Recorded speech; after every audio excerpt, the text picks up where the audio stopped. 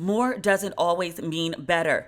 In the 1960s, the average American only bought 25 items a year. Today, we average 67 items a year, and despite buying 2.5 times more clothes, we only keep them for half as long. American Giant believes clothes should be wearable for years, so you don't have to buy more than you need. I have a zip-up hoodie from American Giant. It is soft, it is of great quality, and more important than anything, it is durable, not disposable. Get 15% off your first order when you use promo code RATCHET at american-giant.com. That's 15% off when you use code RATCHET at american-giant.com. If you sell stuff online, you're definitely in the right business. More people are shopping online than ever before. That means a lot of orders coming in and a lot of orders you'll need to ship out fast. That's why online sellers like you need ShipStation. No matter how much you sell, ShipStation makes it super easy to manage and ship all of your orders from all your sales channels faster, cheaper, and more efficiently. I exclusively use ShipStation to keep track of the orders for all of my merchandise for Ratchet and Respectable and for Don't Waste Your Pretty. Ship more in less time. Just use my offer code RESPECT to get a 60-day free trial. That's 2 months free of no hassle, stress-free shipping. Just go to ShipStation.com, click on the microphone at the top of the page, and type in RESPECT. That's ShipStation.com. Enter offer code RESPECT. Make ship happen. Ladies and gentlemen, boys and girls, you are listening to Ratchet and Respectable with Demetria L. Lucas. I'm not in the greatest of moods. I just received one of those nasty ass emails that people feel it's okay to write to a stranger because I guess you saw them on television and somehow being on a screen means you don't have feelings. I don't know who told y'all that. It's not accurate. But welcome back. Happy Tuesday. Much going on this week, which I feel like I say every week, but I feel like there's always a bunch of shit going on. This week's shit going on, to start, actually it's last week's technically because it happened on Friday, but J.Lo and A-Rod allegedly broke up but then are not broken up. Allegedly A-Rod had emotionally cheated. There's a woman named Madison LaCroix, and she is the star of Southern Charm.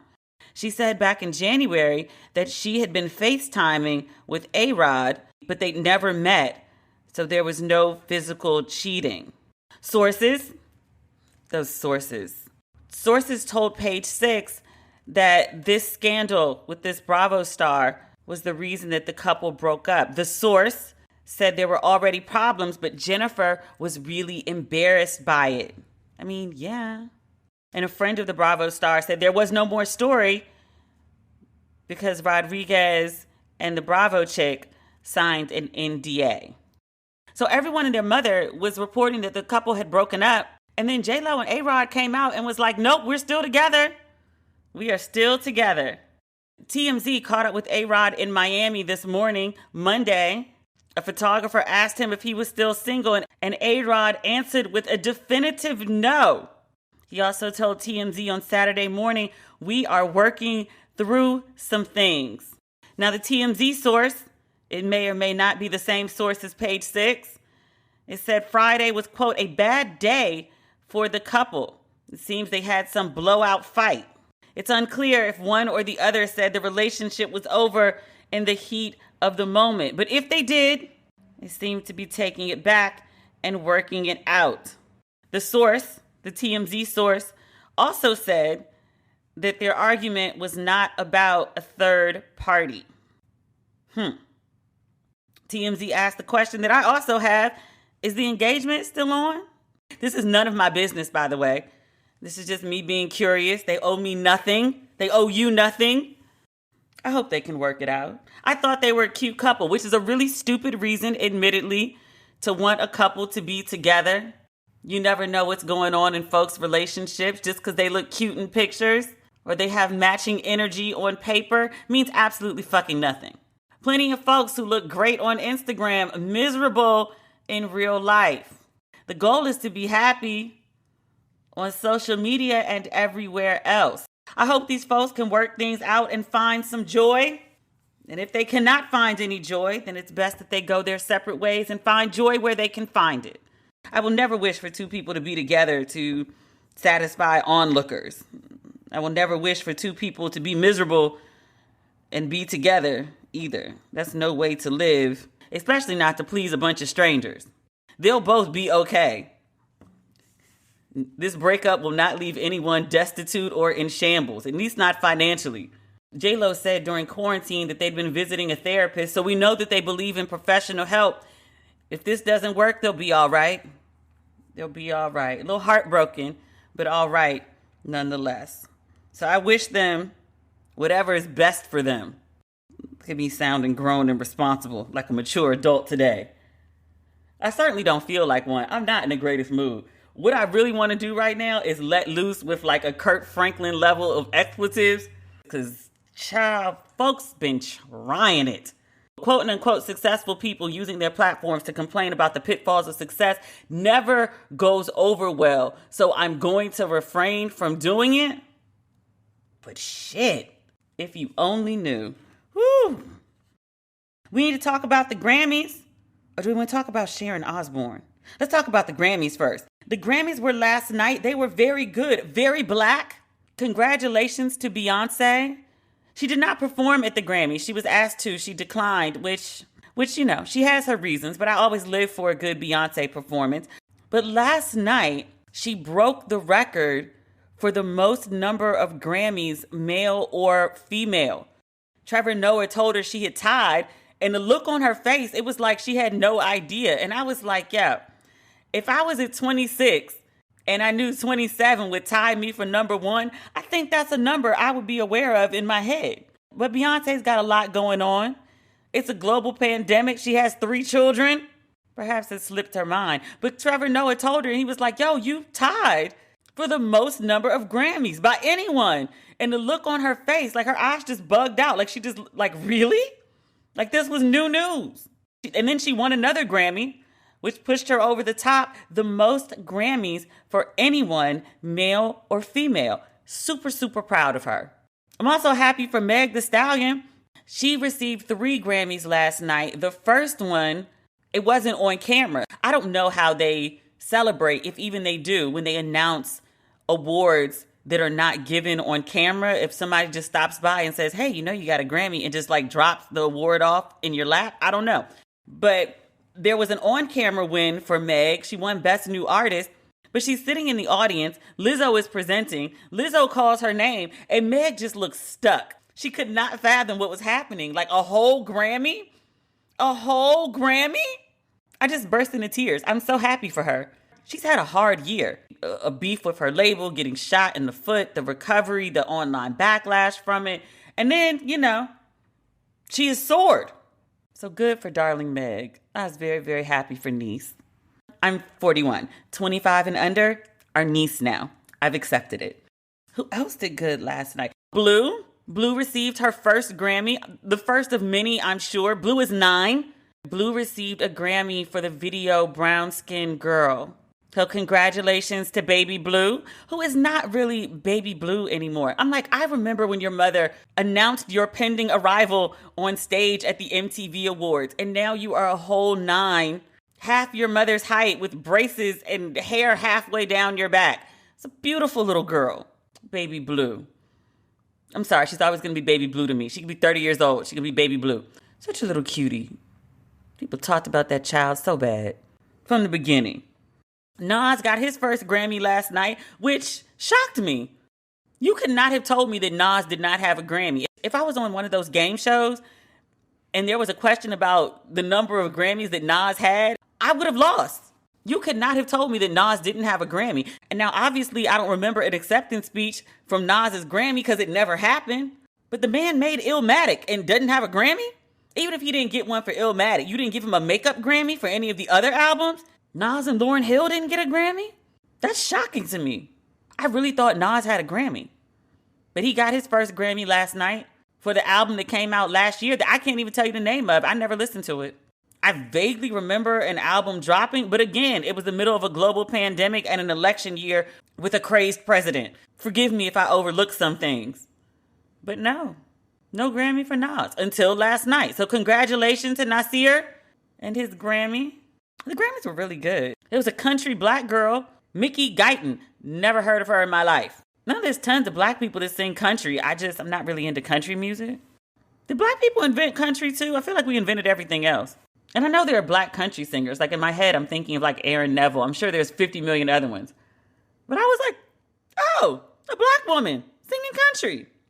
And she's the first black woman to be nominated. I don't think she won, but she's the first black woman to be nominated for Best Country Solo Performance. So good for her. And she sang a song called Black Like Me, but at that point I was putting clothes in the laundry. Oh, WAP. How am I not talking about WAP? Cardi B and Meg Thee Stallion performed WAP on CBS, on network television. The same CBS that aired that Super Bowl performance where Justin Timberlake snatched off a piece of Janet Jackson's clothing and left her bare breast exposed for less than 1 second, and a whole scandal erupted. Justin made his career off of that, and Janet Jackson nearly lost her career over that. But on that same network, nearly 20 years later, I watched two gorgeous and nearly half-dressed women damn near scissor each other in bodysuits on national television. I was like, yo, the culture has shifted. Sort of. The culture has shifted enough that CBS would allow that song to be performed because it's a wonderfully filthy song. But that they would let that song be performed, even a censored version, and let that performance be aired. I was like, holy shit, we've come a long way, baby. Cardi and Meg are like humping each other on a gigantic bed. And then Cardi proceeds to, she didn't work the pole. I thought she was going to do more with the pole. She didn't. It was just sort of there. But the pole was the heel of a acrylic stiletto, better known as a stripper heel. A stripper heel with a big black foot in it with extended toenails. I was like, yo, this is wild. I can't believe this is on TV. And then when I was watching it, I was like, oh, these middle America white folks, these conservative Southern white folks about to lose their goddamn minds. It brought me so much joy.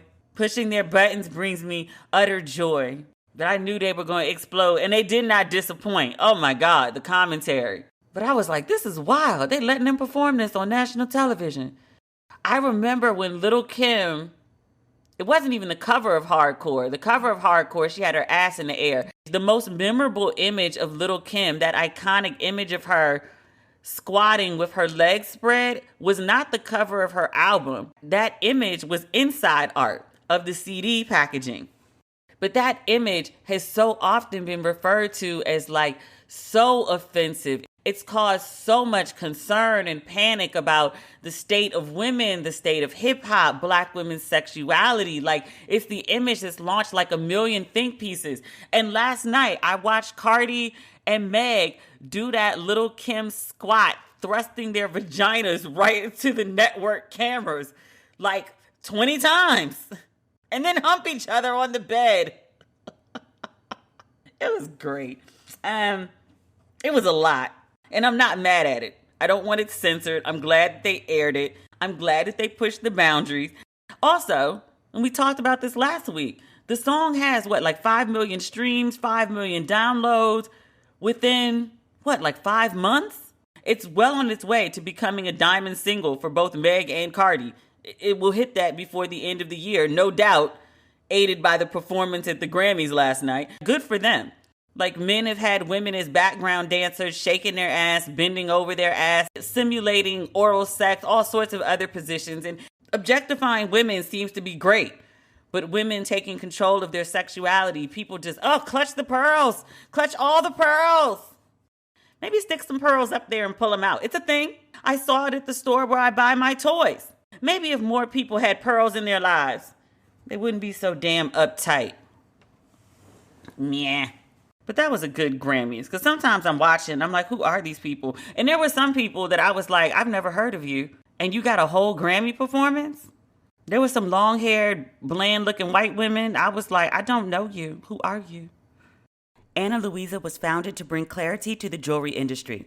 They create sustainably crafted pieces that bring joy to those who wear them and to those who make them, with their conviction that luxury can be enjoyed without excess. They are the first direct-to-consumer jewelry brand to become carbon neutral.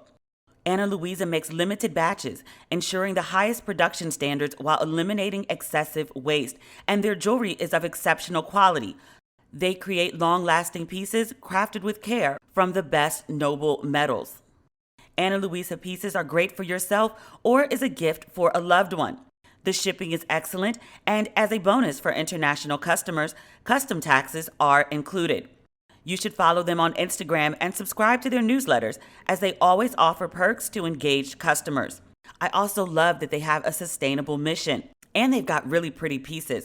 I have a couple of really cute gold necklaces from them that I love to layer. Go to Ana Luisa, ANALUISA.com/ratchet and treat yourself and your loved ones with a unique gift, and use my code RATCHET to get 10% off. I absolutely recommend them. They are a great brand making beautiful, sustainable jewelry.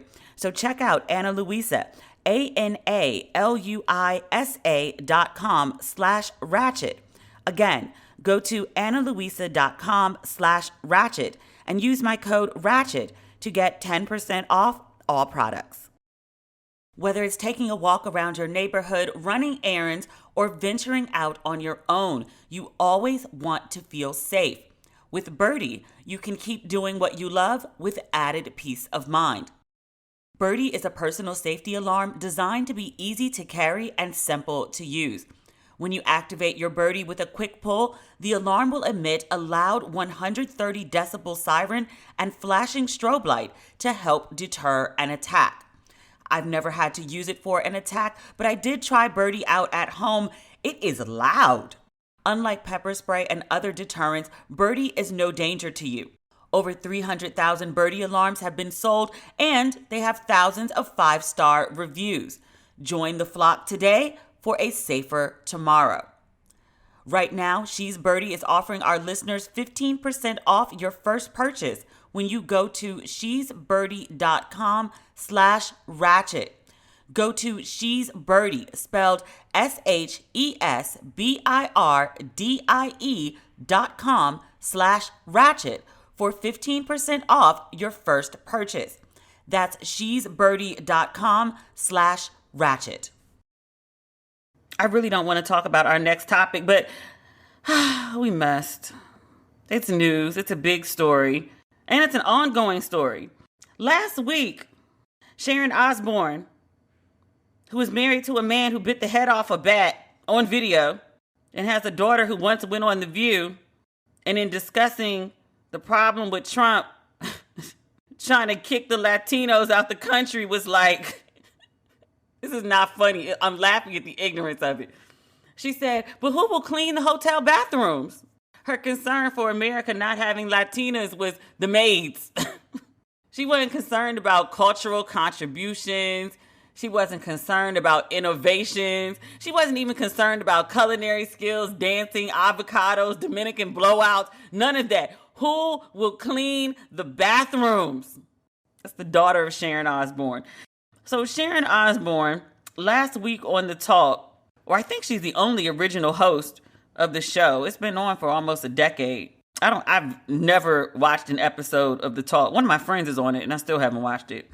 So where do I want to enter this story? Duchess Meghan and Prince Harry sit for this Oprah interview.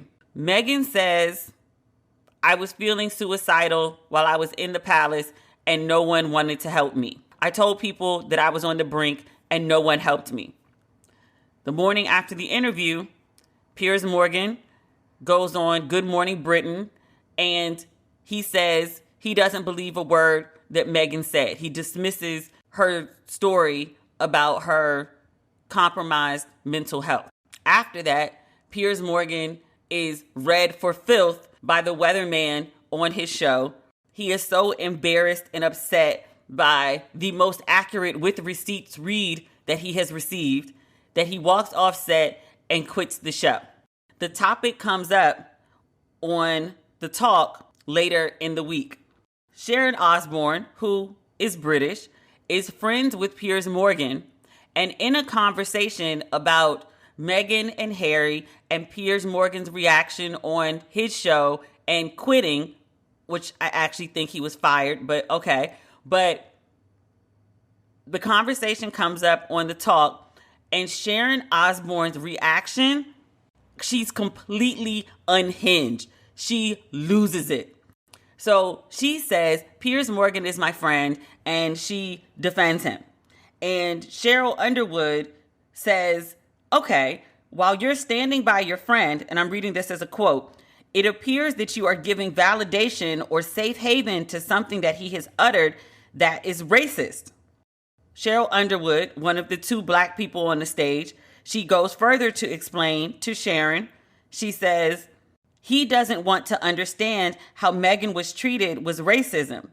It's that white entitlement privilege that makes it racist upon itself. So if you're saying, and she's talking to Sharon, I stand with you, how do you address people who say then you are standing with racism? And she clarifies, I'm not saying you are. Elaine pipes in, this would be a good time to stand up for anti-racism. Sharon doesn't take the bait. Elaine continues, when we give passes or give space to people who are saying damaging, harmful things, what we're kind of doing is permitting it. And I think that's what people are reacting to. Sharon fucking loses it. She says, so if I like Piers and he's seen as a racist, I'm racist? Is that what you're saying? She says, I feel like I'm about to be put in the electric chair because I have a friend who many people think is racist. So that makes me a racist. And the hysteria that I'm mocking is like on a level 4 compared to her level 10. At some point in this exchange, she starts screaming at Cheryl Underwood. At one point, she says, don't try and cry, because if anyone should be crying, it should be me. You need to go watch this clip, because me reading it to you, as many times as I've seen it in my lifetime, up close and personal, I can't properly do that thing that white women do when they give full tears trying to deflect from some fucked up shit they've said or done and finally been called on. Because that's what all this hysteria from Sharon was. She got called on. Your boy said some racist shit. Now you sitting up here, and instead of being like, yeah, he is a friend of mine, but that's some fucked up things that he said. Because she could have said that, or, the non-profane version of it. But instead, in the midst of a conversation about a man being racist, she just decided to give him a blank pass and support him. Sidebar, as a woman, stop caping for these men. But Sharon Osbourne, we haven't even gotten to the repercussions of this whole exchange yet, because the show is now on hiatus because of this. You jumped out here caping for Piers Morgan. Now your ass is in the hot seat. Your coworkers are on your ass. Your network is on your ass. And your show is on hiatus. For what? Defending a motherfucker who did some indefensible shit. Why? Why did you do that? Was it worth it? Said this before, and apparently I'm going to have to say it 50 million times. Never underestimate the lengths that racist people will go to defend white supremacy. White supremacy was so important to this woman that she had a fucking meltdown on national TV. Her job is in jeopardy and her show is on hiatus. Same thing with Piers Morgan. So goddamn desperate to uphold white supremacy to his own demise. You sat on your show. Good Morning Britain is the equivalent of Good Morning America. That's a good check in pounds. But your happy ass wanted to get on TV because you mad this black woman that you were interested in dissed the fuck out of you. You've been dragging her for years. You dragged her again. Then got embarrassed on national TV 40,000 people in a day called for your head. Now you ain't got no job. You telling people you quit. Man, that network fired you. Stop it. Now Sharon Osbourne, I'm protecting my friend. Shit. I protect you on text. Now, I've had friends that done dumb shit. I've come on here and talked about some of my friends, my very public friends who have done dumb shit and be like, yeah, we friends, but that's some dumb shit. You be trying to get up here and stand by stupid, show your loyalty. Now your goddamn show is on hiatus and your job is in jeopardy, ma'am. Just dumb shit. But the worst part about the whole exchange, Sharon did Sharon. Every black person has seen a white person, especially a white woman, do that full tears, you're attacking me, I'm scared. All that shit. It's like white women's favorite thing to do to deflect. That Miss Ann shit, that Miss Millie shit from Color Purple. Remember Miss Millie? She got her locked up, then had the woman working for her and kept her away from her family for months. Thought she was doing something benevolent by taking Miss Sophia to the house. Miss Sophia saw her family for all of 1 minute and 30 seconds that Christmas because of Miss Millie and her shit. That's the shit that Sharon was on the talk. But what really hurt my heart about the whole thing, she was speaking so far down to Cheryl Underwood at the point where she told her, don't you try to cry because I deserve to cry, as if her feelings were more important than Cheryl's, even though she was the one screaming and yelling at Cheryl. Cheryl should have been able to meet fire with fire. Black women can't do that. Cheryl asked her in a very level voice, do you feel like defending this man who people are calling racist? Like, do you think that's the best approach? And then Sharon flips the whole fuck out. If Cheryl had met Sharon with the same level of intensity, she would have been saying, Cheryl attacked me. I felt unsafe. I was in fear of my life. But she sat up there and talked to Cheryl like so disrespectfully, so rudely, so out of order. And Cheryl had to pick her words and keep her composure, although she's being yelled at, and watch her body language and watch her tone to respond to Sharon. And she had to add it. And I, these are my thoughts. And I'm speaking to you because I consider you a friend. That's that jump through hoop shit black folks who work around white people, who be around white people, constantly have to do. Because if you really spoke your mind how you felt it, white people would just feel attacked all day, every day. If you kept the bass in your voice and you spoke to them like, bitch, have you lost your fucking mind? To somebody who's actually losing their fucking mind? She attacked. I was scared for my life. Black folks been lynched over less. You like to think it can't happen now, but crazy shit happens every day. I felt so bad for Cheryl in that moment. And now she's working the press circuit talking about the situation. And, she's doing that whole gracious black woman thing. As a PR perspective, she's doing it the right way. She's the gracious, understanding, benevolent black woman who keeps her cool. She's bending over backwards not to look like an angry black woman, not to look abrasive, not to look confrontational. All of the normal fucking regular reactions that normal people would have in an incident like that. She's running around pretending that she didn't feel any of those things, that she didn't have any negative thoughts, that, this is my friend. And she's running around being good black. And I'm not mad at her. I hate that she has to do it to make sure her job is secure. To make sure she's not stereotyped as an angry black woman, she's got to bend over backwards. Is so sweet, so kind, so understanding, so friendly, so God-fearing. God blessed me with this opportunity. That's literally a quote from the interview she's been doing. She says the same thing over and over. God blessed me with this opportunity to showcase. I hate that that's required of us. Black people, especially black women, should allow to be angry when someone's screaming at them. They should be allowed to scream back and defend themselves if that's what they feel is necessary. We're going to talk about Kirk Franklin in a minute. And one of the things we're going to talk about is like, sometimes you do need to curse a motherfucker out. Because sometimes you could give your sweet language. You could give your life coach language. And you could give your years of therapy tools and language. But if you're talking to somebody like a Sharon Osbourne, or even your own damn child, or even your own damn parent, who ain't trying to hear your years of therapy language, ain't got no interest in it and don't understand it. Sometimes you got to speak to folks in the language that they understand. Cheryl Underwood sat there and tried to talk to Sharon Osbourne like Sharon Osbourne has sense. She has none.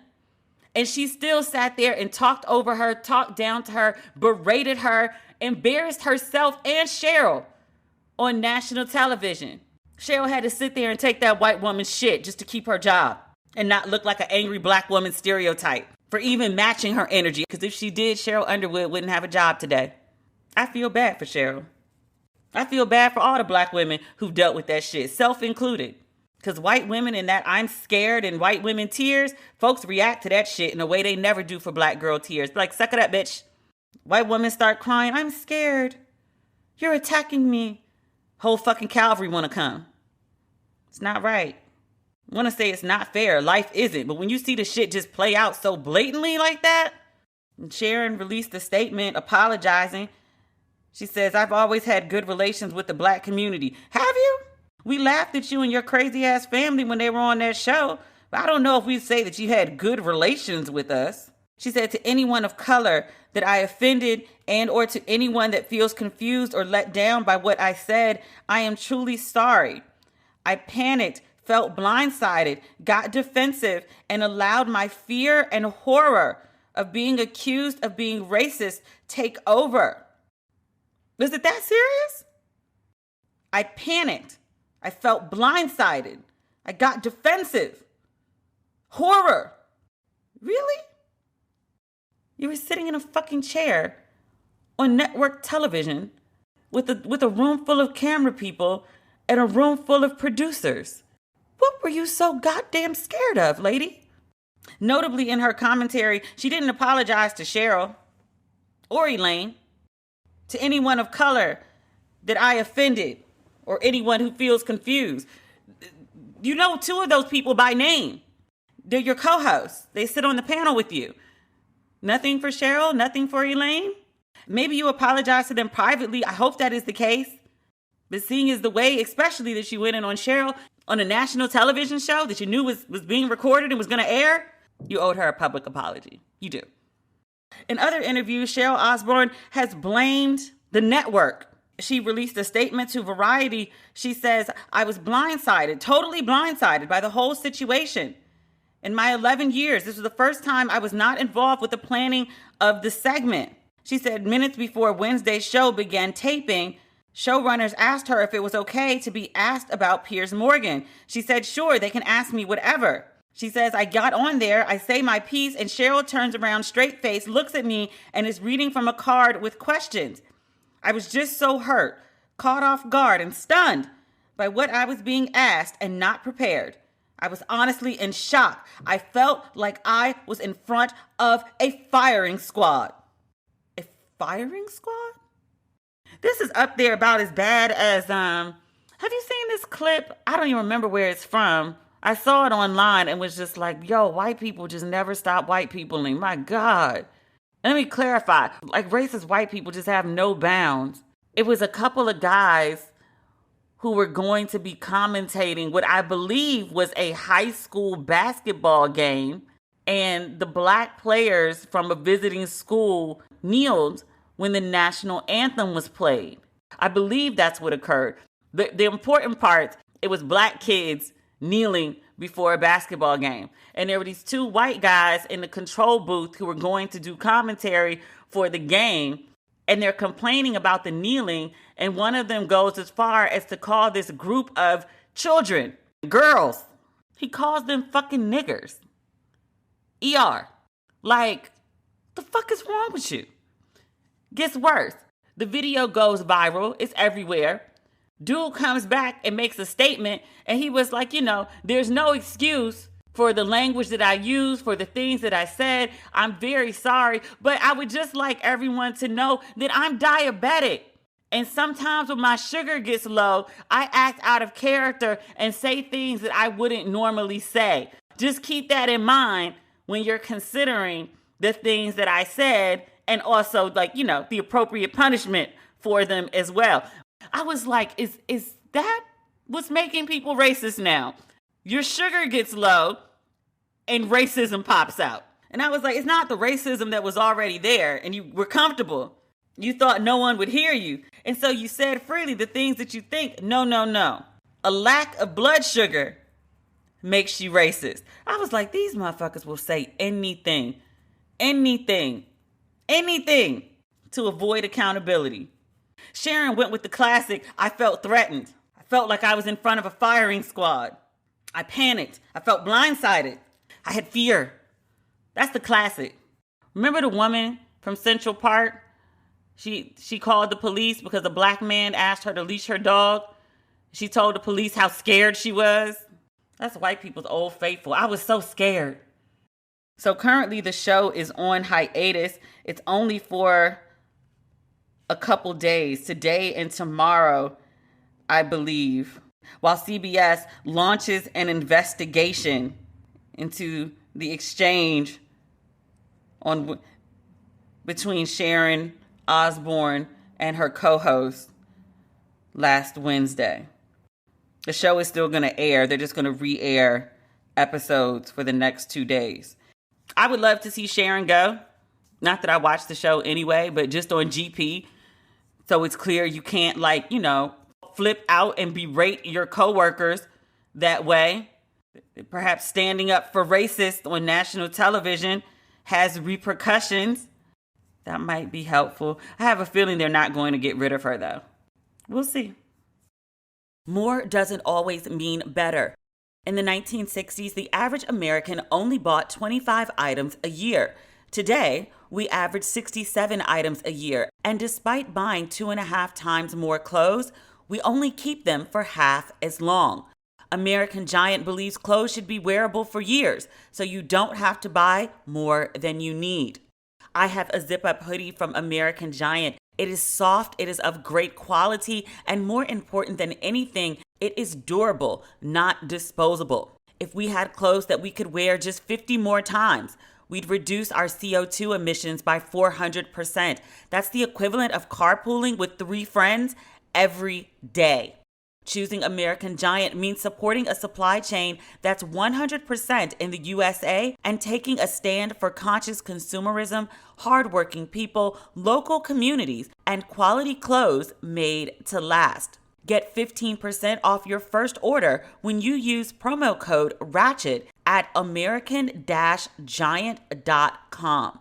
That's 15% off when you use code RATCHET at american-giant.com. With HelloFresh, you get fresh, pre-measured ingredients and mouth-watering seasonal recipes delivered right to your door.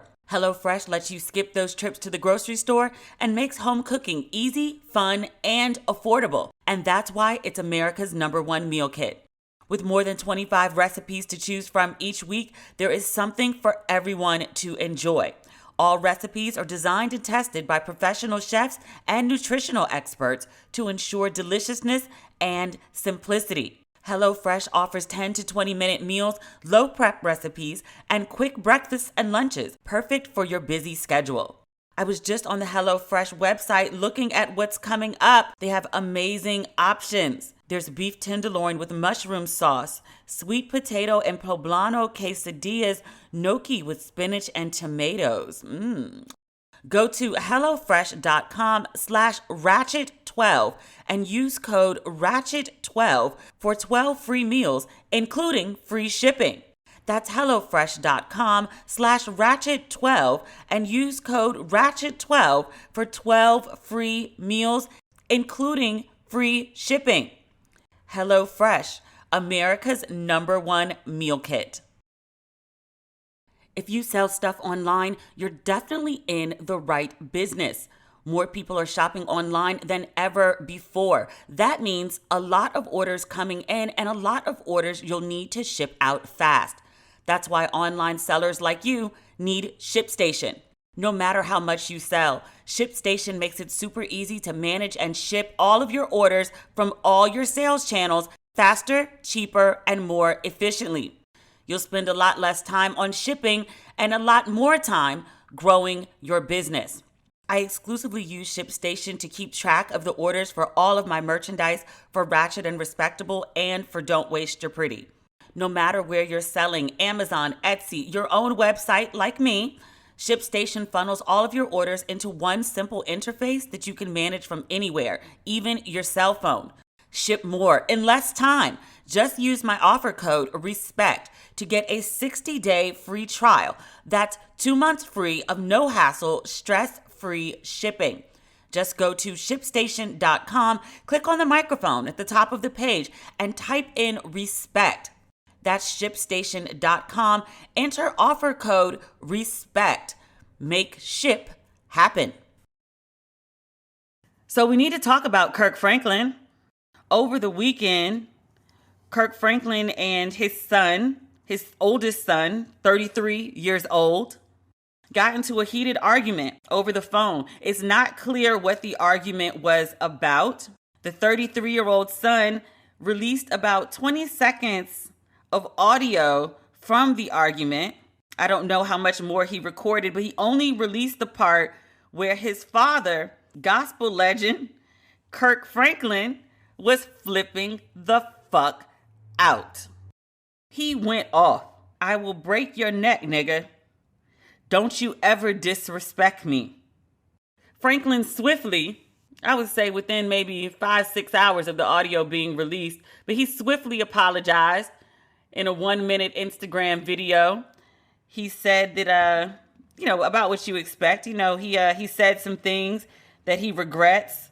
He said that he and his family have had ongoing difficulty with his son, that they've been in therapy for quite some time. He did not say what the argument was about, which I'm glad he didn't, because it's really none of our business. This audio never should have been released. But he also said that obviously parts of the conversation were cut off, and that the audio doesn't include the part where he called the family therapist that they've been working with regularly to try to bring resolution to the matter. Said that part wasn't included. Some folks have raked Kirk Franklin over the coals over this conflict that was made public. They said no one should talk to their child that way, and that Kirk Franklin is a verbal abuser. He's emotionally abusive to his son. I do not feel that way. Hear me out, because I do believe, in my friend Mike Muse's favorite word, there's a bit of nuance to this situation. Kirk Franklin was dead ass wrong for talking to his kid that way. You should absolutely not speak to your child or anyone else in those terms with that level of rage. It is not healthy. It is unhealthy. State that flatly and upfront. And, not but, I don't want to minimize the importance of anything that I just said.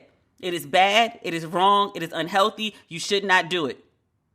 And sometimes mofos, including people that you made and including people that made you, including people that you love very, very much, especially them, can take you to places that you might not have even known you were capable of going to.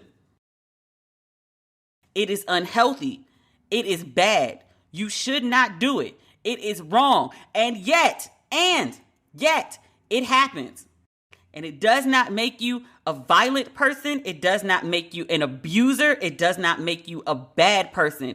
It means you are a human person who lost control. Kirk Franklin, again, should not have spoken to his son that way. I have a really hard time judging this man as an abuser or making grand assumptions about his family or his household or his demeanor or his disposition. I think it would be very hypocritical of me to get on my high horse and be like, I can't believe he did that. Because I'm not really a person who goes off. You've seen my buttons pushed on national television. I don't hop over tables and attack people. I don't pick up bottles and throw them. I don't fight. That's not really my thing. I get up and walk out on you in a minute. Even if I'm the driver, I will get up and leave and get in my car. How you get home, that's some shit you should have thought about before you started talking wild to me. I'm good for a walkout. I do that on anybody at any time, over anything. I'm not a big flip out person, but I have before. And I would have told you at one point in my life, that's really not me. I'm very even. I'm very mellow until I got tested the right way at the right time by the right person. And the reaction was wrong as fuck. And it's happened a couple times. But swung on somebody with the strength of my ancestors, did that. Driving a car 75 miles per hour, slammed on the brakes. I made sure he had a seatbelt on before I did it. I wasn't trying to kill him. I was trying to get him to shut the fuck up. I told him to stop no less than 8 times. I stopped drinking for 3 years because two people drinking and having arguments all the goddamn time, it was escalating to a place I didn't want it to go. It got ugly. I was running out my house barefoot in the middle of Brooklyn, in the middle of the night. Shit like that. And that shit, I'm trying to reason. I'm trying to use the tools that I've learned in therapy. They have no effect on you whatsoever. All you understand is loud talking and motherfuckers. All the other shit, I sound weak and stupid to you, talking a language you don't even understand. Sometimes you have to meet people where they are and speak to them in a language that they understand. That's unhealthy. It's not good. It's wrong. You should do better. You do need therapy. And yet and still, when talking to crazy motherfuckers, you need to be effective. Or you can really just stop talking to them. Children and parents included. It's not ideal. It's not ideal. But I will also say, to the point that you get so mad at somebody that you're absolutely fucking losing it on them, you might need a breather. You might need to take some steps back. Kirk Franklin's son, a lot of people have talked about, like his father called him a bitch ass nigga. And no parent should ever speak that way to a child. They shouldn't. And also I ask, did he lie though? A 33-year-old man recorded an argument with his own father and put that shit on the internet. Is that not like the definition of bitch assness? Who does that? It's bad enough when folks be like leaking emails or text messages with friends or friends they falling out with or people they had sex with, because you ain't got to be friends to fuck. But like your father? You secretly recorded your father and put that shit on the internet? He shouldn't have called him a bitch ass nigga. He acted like a bitch ass nigga. But sir, like, look, you're not in your father's house anymore. I know it's your father. I know that everyone, even the hardest mofos among us, desire parental approval. It's normal. It's natural. It's your creator. It makes sense. I get it. If you were in a situation where you're like, yo, my parent is toxic, then you need to remove yourself from this situation. I'm not saying it's easy. Protecting your sanity rarely is. But one thing I do know about sanity, once you lose your sanity, it is very hard to get back. Protect your peace. You're giving out this appearance to the world that they talk to you like shit, that they treat you like shit. You're grown. Stop dealing with them. They wrong for the way they speak to you. You got no self-esteem to keep engaging with somebody, parent or not, that treats you like shit. Your parent talking to you crazy, stop talking to your parent. They family, they blood. I hear you. Stop talking to them. I'm glad there's a therapist involved in this situation, because Lord knows they need it. They need it more than ever. Now that they got the public involved in it, airing your disagreements, especially with family, even friends, but family especially, in public, will never solve the issue. In this situation, the son put this audio on the internet. Many responses. Many. I would say overwhelmingly, even among the hardcore Christians. Like 80% of people were like, you recorded your father? Or it happens. It's not good that it happened. It's not okay that it happened, but it happened. But you think we're going to stop listening to Silver and Gold and Melodies from Heaven over this? This family matter? Get this off the goddamn internet. Get this business back in-house and handle it as a family. We don't need to be involved in this. Look, some parents are absolute trash. And we can have a national discussion about that, or at least a Black community discussion about it. I think it's a worthy conversation. We should have it, definitely. But to make Kirk Franklin the face of it, based off a 20-second audio clip, with no context, Some parents absolutely are toxic. I can't say that Kirk Franklin is one of them, not based on the information available. I don't know about y'all's families. I saw so much commentary, and I think most people were kind of level-headed about it and be like, obviously this is not good. I don't think I saw anybody who was just like, yes, this is the appropriate way to talk to your child. People were like, these things happen. Sometimes children, adult children especially, get all the way out of control and need to be put back in their place. And sometimes the only language they understand, like I said, is niggas and motherfuckers. It's not good, but I saw a lot of people acting like, oh my God, I can't believe this happened. Look, great for your family. And I don't mean that with any sarcasm or any malice. Legit, If you don't have any family members that are toxic, if you've never had a toxic conversation or an interaction with one of your relatives, especially, bless you. I genuinely hope that you never do. If you've never had to flip on anyone, especially someone that you love, good for you. No malice, no sarcasm. Good for you. It doesn't feel good. Not for either person in the exchange. It's very rare, especially when you're talking about two adults where one person is just flipping the fuck out and the other person's just standing there taking it. In the 20-second audio that we're discussing, that wasn't the case. Two grown men cursing at each other. I break my foot in your ass. Fuck you. Very unhealthy. It's not ideal. Sometimes it happens. But this crucifixion of Kirk Franklin some of y'all are on, let that shit go. That's a waste of your time. That ain't happening. Ain't nobody canceling Kirk Franklin, y'all. Stop it. I do hope they get some help, though. More help. So my prayers are with the Franklins. I hope they can get it together and get it off the internet. I don't want to see nothing else from them on the internet. Kirk can make his music, and we can talk about some good things with the family, but I don't want to see no mess like this on the internet. Those our public opinions ain't solving shit. It's making it worse. So that's that. All right, ladies and gentlemen, boys and girls. That is the episode for this week. We'll talk again on Friday. If you haven't picked up your Ratchet and Respectable merch, there is some on the website, demetriallucas.com. And there's also Don't Waste Your Pretty merch available as well. We still have cups. We still have signed books. I've signed a lot of books this round. I'm going to end the personal signings at the end of the month. So if you would like a personally signed copy of the second edition of Don't Waste Your Pretty, that is available on the site, along with the mugs. And then we still have hoodies, especially in the larger sizes, XL to 4X at this point. The small, mediums, and larges are gone. There may be another drop, though. Maybe this Friday. Follow me online at Demetria L. Lucas if you want a hoodie in a small, medium, or large. Okay, I think that's everything. Oh, we didn't talk about Trey Songz. He's trending again. Personally, I think the shit is gross, but, you know, he and the women he's engaging with, I guess that's the right way to say it, are grown and consenting adults. So carry the fuck on, Trey Songz. And drop some new music. Like, he's doing all these antics. We'll talk about it Friday. Okay. That's not everything, but bye anyway.